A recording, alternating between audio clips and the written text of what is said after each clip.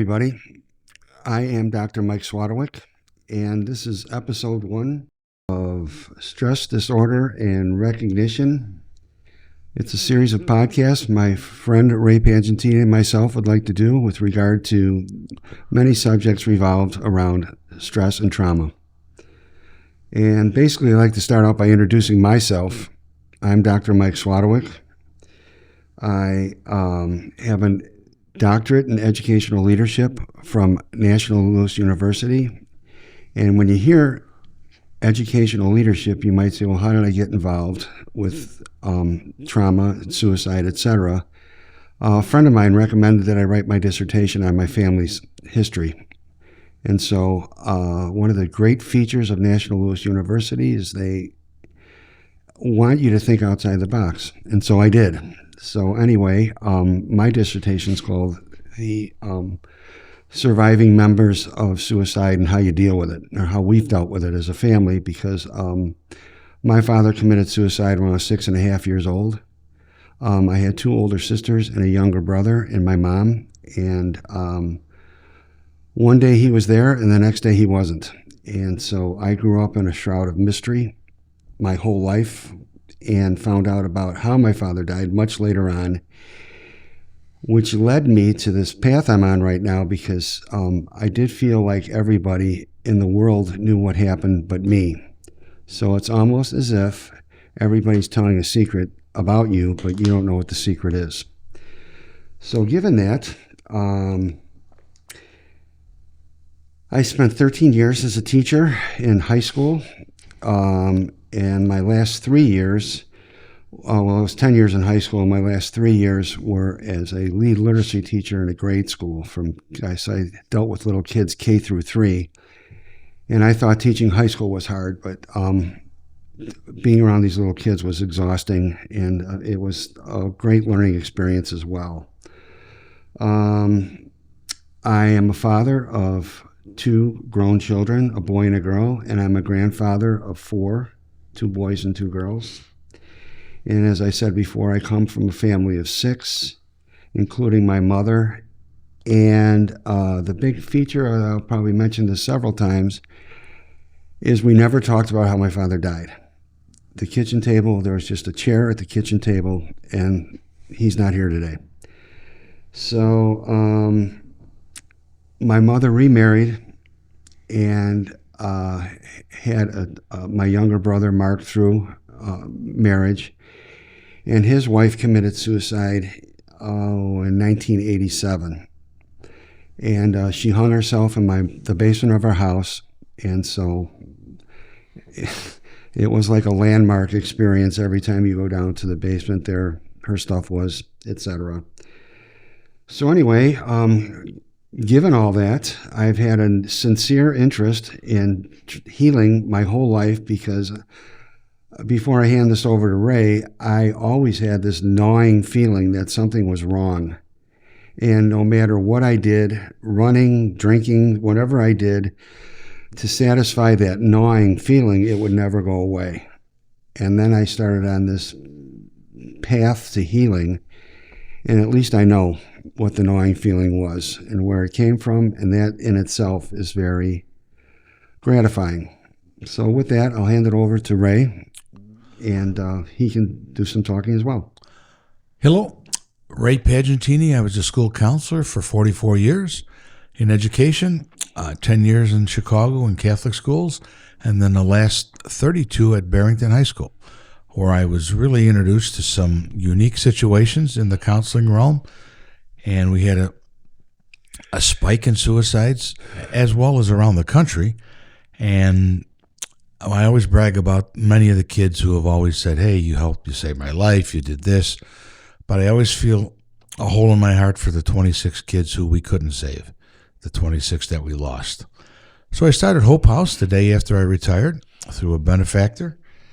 And our job is to, you could look at it a couple different ways, but we call it the EAR model: educate, assess, and refer. In our assessment processes, we use a formal assessment, the suicide probability scale, a form designed by psychologists out of San Francisco.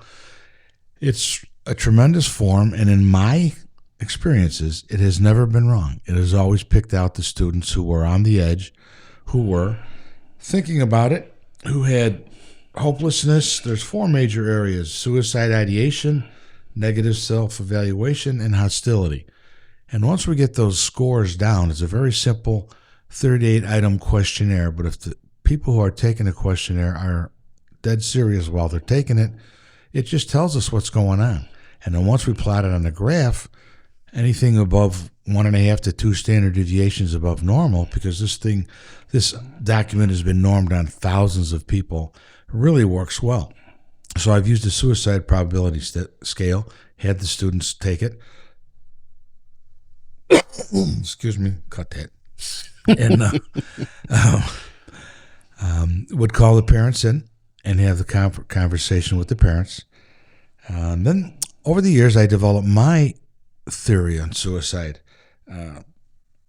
which comes from basically a lot of it from the Lakota Indians, where I taught in the summers for 30 years. But I had a 7-template model, which I've increased to 8, which looks at suicide. We look at the medical model because there has been some research, some significant research done with the bariatric surgery and postpartum depression. There's an area I call situational triggers, where someone could just be overwhelmed with a horrible traumatic experience. The psychological, which is either abuse, post-traumatic stress disorder, or what happens in the military sometimes. Neurological factors such as chronic traumatic encephalopathy, post-concussion system, and second impact syndrome, where I think we're overlooking concussions in younger kids, especially some of the athletes. To prescribe medications. I challenge anybody, if you look at the news at night, if you can stay up that late, every medication now is about helping you get to sleep and feel better, but yet the side effects are suicide ideation. Be careful. Do not give it to children under 16. We have the cultural component. You still have the natives in some Asian countries where that is accepted. The biochemical and the genetic, because there are some genetic factors that they know that work in families neurologically that lead to this. And the other one that's popped up over the last 4 or 5 years is psychosis, COVID psychosis.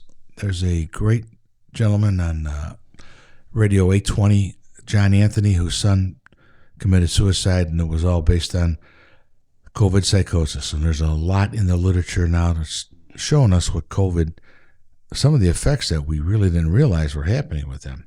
So my job at Hope House is to try to have anyone come in who needs an assessment.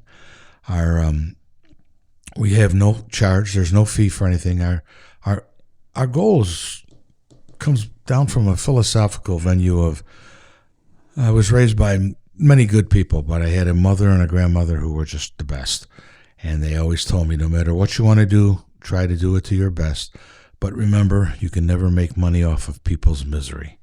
So I always thought that was really important. That, and I know insurance companies have to have their insurance money coming in the hospitals. It's not free. But for what I do, we have no fee. If they'd like to make a donation to Hope House, that'd be great. During the course of the year, we run events with Native Americans, with veterans. We do. I've been given permission by the Lakota people to do a wiping of the tears ceremony when someone loses a person. So 3-4 times a year, we'll do that at the Hope House in Barrington, and that's our goal, is to help lighten some other people's loads. It's not a hangout. It's not a teen center. We don't play foosball. It's for anybody who's real serious about having an issue in their family or a friend. And I was telling Mike earlier that probably 80% of my referrals as a high school counselor came from other students, because I believe the students are in the main facilities where these are happening. They're at the parties on Friday night. They know who's doing what. They know what drugs are being used by other people to self-medicate. So the kids know.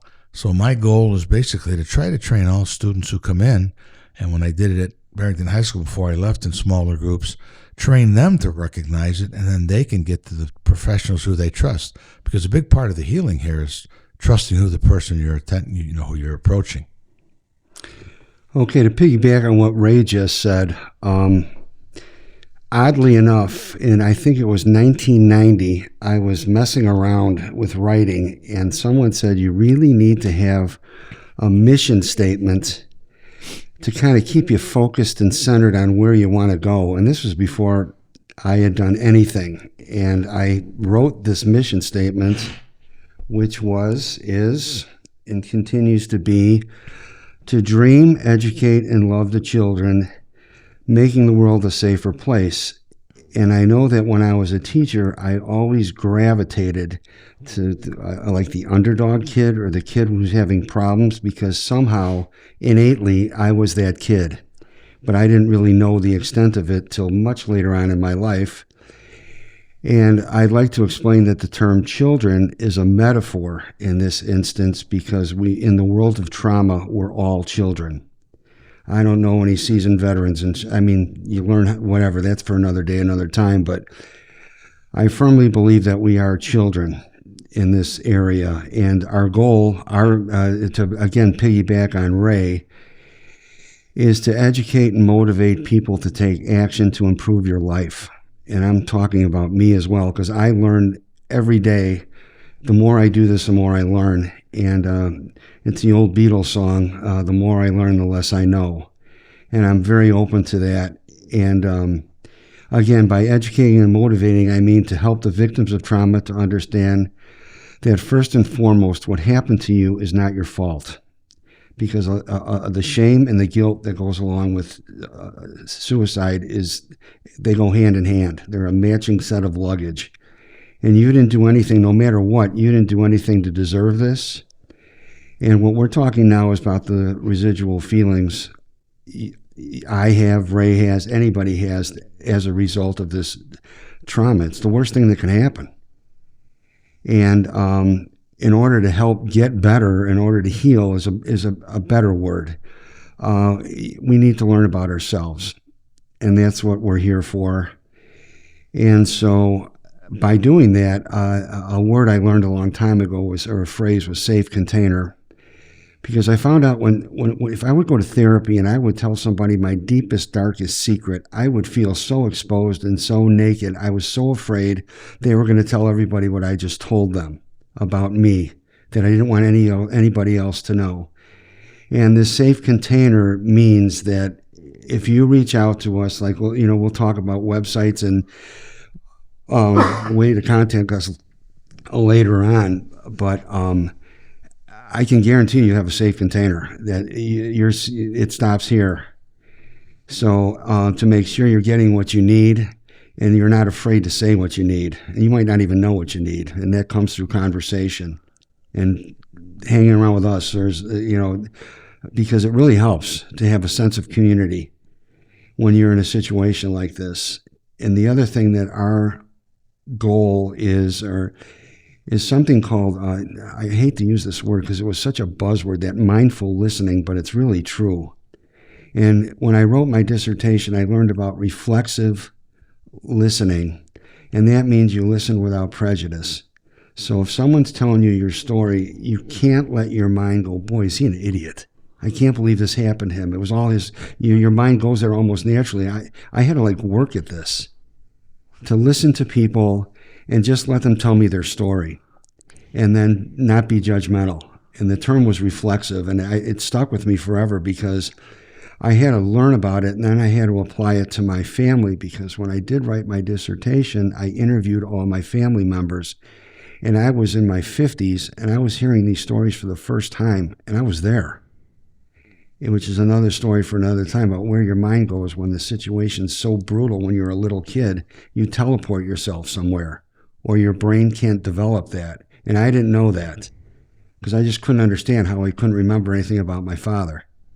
And we lived in a very small place. But anyway, I think by telling your story, and I can only speak from personal experience, by me telling my story, it's created a sense of community for me. And Ray and I use this term all the time. We just, you got to find the right tribe.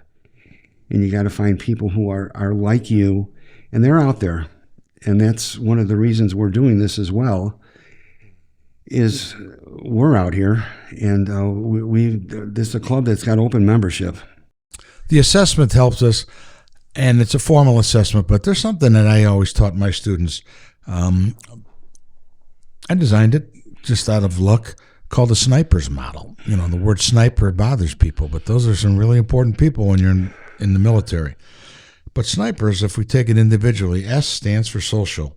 What do you do to interact with other people outside of school or work?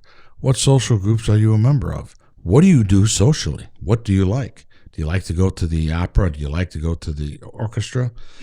And nurturing. Who do you nurture? And who nurtures you, more importantly? Especially as we get older, many times we forget about ourselves. The big question in nurturing is, who do you trust? I is for intellectual. How do you stimulate your mind? Do you have deep, intelligent conversations about the truly important issues in life with anyone? Or to know you just go day to day, work, home, sleep, get up. You get stuck in that rut, in that routine, and you sort of lose yourself. P, physical. What do you do physically for your body? Workout, Pilates, yoga, eat right. I preach it, but I don't practice it because I love to eat. Emotional. What do you do to keep emotionally stable? How do you keep balanced? Whom at all do you share your emotions with? And who can you talk to? Recreational. What do you do for fun? Any hobbies? Things you like to do to relax? And don't just say, well, I relax by sleeping. No, there's more. Is the hobby that you do fulfilling? And last, what I think is the most important is spiritual. Is spirituality a part of your life or your day? Do you pray? Do you believe in a higher power? Do you believe that miracles can happen? And this is an informal assessment. Let's say I'm sitting across the table from a woman I know for 17 years, and I can make an observation out of each one of those areas in her life because I know her that well. So here in the informal assessment, you can just do that with someone, your friend, a coworker, someone you love, whoever. You just ask the hard questions. The most difficult part of this, I think, is just asking a difficult question. And I think that was a plus, in some ways a minus when I counsel, because I'd get right to the point. I wouldn't beat around the bush. I'd say, hey, are you thinking of hurting yourself, or are you thinking of hurting somebody else? And if the answer was yes, then there was a couple different ways I would go. But to me, life is too precious, and to waste time, beating around the bush. And I hand it to therapists. You may need many, many sessions of therapy to help a person get through this, but the sooner you get started, the better chance you are of finishing in a good frame of mind. Ray and I grew up in pretty much an alpha male environment in our high school. It was an all-boys Catholic high school where corporal punishment back in the olden days was widely accepted. If you got beat up, it was like a badge of honor. You were like a hero among your fellow students. It sounds funny now when I talk to people who went to other high schools and said, didn't you call the cops? Like, you couldn't call the cops on priests. That's just the way it was at our high school. And as a result, the point of what I just said is that what Ray talked about, when he said therapy, there's such a stigma about trying to get help. And I don't understand what it is because I've done it. I overcame that stigma. And like a therapist would tell me, if you were trying to tune up a car and you open up the hood and you had no idea about engines, wouldn't you buy a book on how to tune up a car? And she said, what's the difference between the car and you? I mean, besides the obvious ones. And that really resonated with me. And another person told me as I was putting all this together over the years, they said, essentially, you're going to need a product. And what is your product? And I didn't like to think of this but it kind of is. And the product is to share the experience and the ability for us to help. I don't want to use the word educate like you're not educated, but to educate and to provide support, and then to take action to improve your lives. And then, as I said before, to help everybody understand in this situation, you're not alone. And we'll try to point you in the right direction to find help if we can't get it here. And some of the things that I grew up with in terms of my father's suicide, the first thing wasn't I good enough to stick around? What did I do wrong that he had to take off like that? And that modeled that behavior for me over the course of my life, where if things got bad, you just leave And I would leave metaphorically. And then when your father does commit suicide, again, that behavior is modeled for you. So if he did it, why shouldn't I? And those are very real thoughts. And when you think like that and you associate mental health with suicide, you think you're crazy. And I found out I wasn't crazy. I just grew up in an environment which promoted this type of thinking. I've had friends I tell Ray this, it's like when you buy a car and all of a sudden you notice the same cars on the road that you've never noticed before. It's like that with suicide. All of a sudden there's all these people you meet that had some sort of suicide or some sort of incredible trauma in their lives, but they never talk about it. And one of the resonating questions, or I can always say, I don't know why my dad committed suicide. There's a lot of speculation. I don't know why anybody commits suicide. And I think if you say you do, you're being terribly pompous. How do you know what that person was thinking when he put 75 pills in his mouth and drank a glass of water, or put a gun to his head and right before he pulled the trigger? How do you know what he was thinking? And the answer is you don't. But the punishment, or the thing that we live with for the rest of our lives, is we try to speculate and try to find out why and come up with an answer there is no answer. And a friend of mine's son's friend committed suicide at 32. And they're all saying, oh, if I only would have called him. Oh, if I only would have done this. And oh, if I only would have done that. And I sit there and go, well, I don't think so.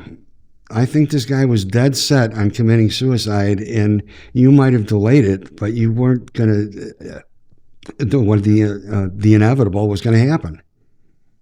And so this is the kind of thing, Ray's going to handle the technological aspect of this. And my idea is to talk about what I went through in my life and hope it helps somebody, because I don't want you to have to go through what I went through. I was so nervous all the time. I would have to change shirts in grade school because I would sweat through my shirts, and I didn't know why. And the underlying thing I found out was I thought it was my fault. My father killed himself, and I didn't want anybody to know. So that's a big secret to carry around when you're 10 years old, or when you're 30 or 40 or 50 years old. People don't want to talk about this, and somehow it's their fault that their second cousin blew their brains out, and it's not. Back to the point that Mike was mentioning about what you can or can't do, I think in many cases, people have shared with us that the day before it happened, these people were the happiest they've ever seen them in their life, which I think the research shows that they've already decided what they're going to do. So they're going to make that last day their best day for everybody. And then, unfortunately, the act will be committed. And the Lakota Indians have a tremendous observation on that. They call it death of someone you didn't know. And I wasn't prepared to bring that up, but that just popped in. We do a lot with military. For now, the latest statistics are ridiculous. 22 military a day or a week are killing themselves. And that's part of that's got to be concussion and neurological basis. But what we want to do is get a voice to the people who need a voice. Mike will share his story, which I think is phenomenal. And as he shares it, more and more people open up because he hits on some of the nerves that people don't like to talk about. They think it's their fault. We know, the old joke in the Italian families is all the aunts live till they're 90, but they all wore a black dress because 20 years ago their uncles died. My uncles died. They held on to it. And if you hold on to it that long, it's going to eat you up. So we just hope we can put it out there to help anybody who needs to help or wants to help themselves, help them get the assistance they need through their insurance or through their local area, and just try to make life a better place for these people. Again, I believe the training should start with the children, the people in schools, but many people still believe that if you talk about it, suicide, kids are going to do it, which is the complete opposite of what research says. We need to put this on the table and address it head on because we're losing too many good lives. All of them are good lives. Who knows how potential doctors, lawyers, physicists, or even just great moms and dads, great people that we're just losing. And many people take that big question mark, which they can never have answered, they take that with them. They carry that burden with them a long time. There's an old song, Mike's a music guy, but just lay your burden down. Eventually it comes down to that, or it's just going to wear you down.